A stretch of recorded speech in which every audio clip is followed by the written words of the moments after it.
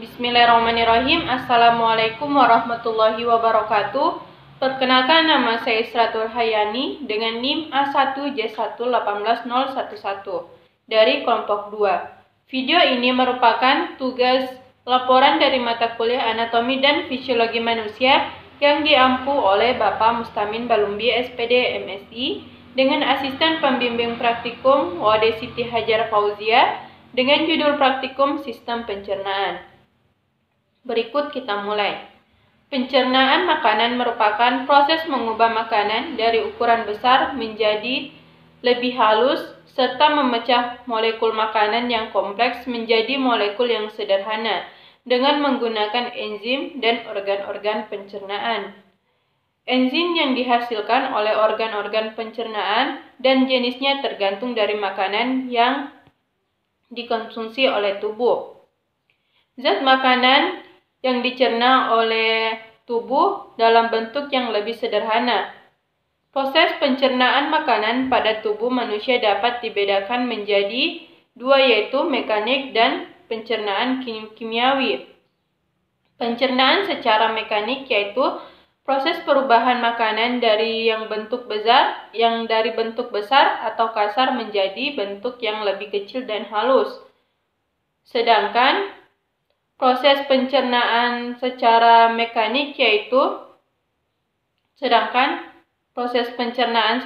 kimiawi yaitu perubahan makanan dari zat-zat yang kompleks menjadi zat-zat yang lebih sederhana dengan menggunakan enzim, yang dimana enzim adalah zat kimia yang dihasilkan oleh tubuh yang berfungsi mempercepat reaksi-reaksi kimia dalam tubuh.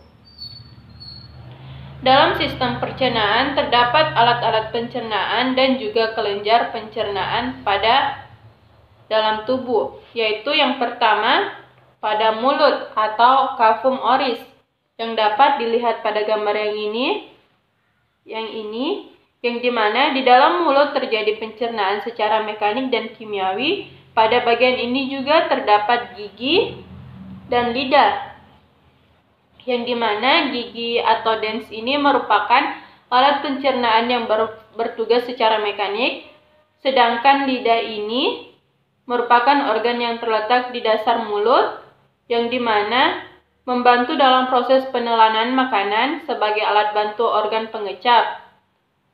Kemudian kelenjar ludah atau glandula salivus, yang dimana menghasilkan air liur dan yang dimana air liur tersebut bersifat pekat dan licin yang berfungsi untuk mempermudah proses penelanan dan pencernaan makanan.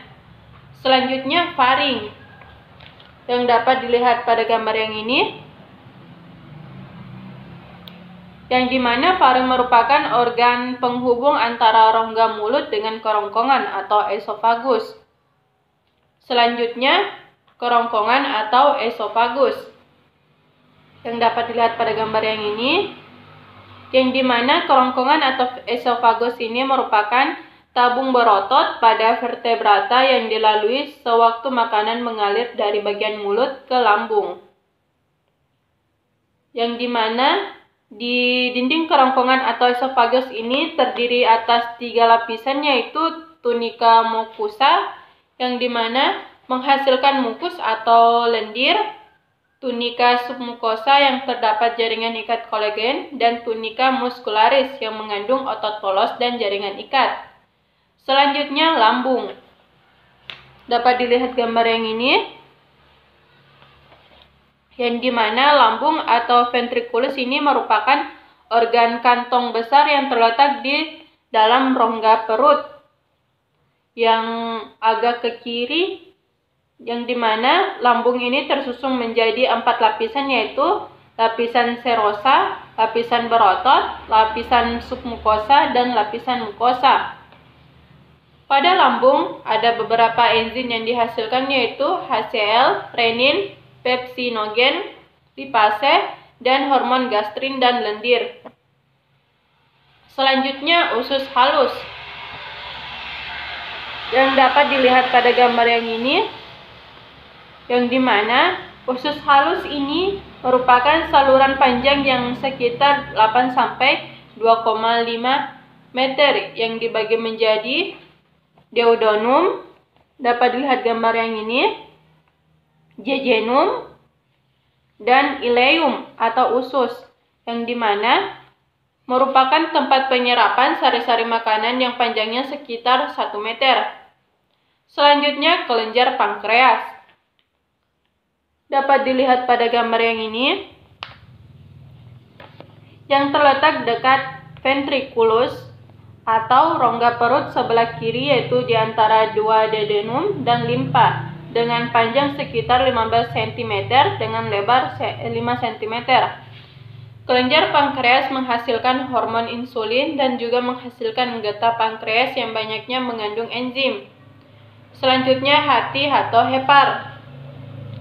Dapat dilihat pada gambar yang ini, yang dimana hati masuk ke dalam alat dalam sistem pencernaan karena merupakan kelenjar pencernaan yang terbesar dalam tubuh dan berat sekitar 2 kg dan berwarna kemerahan.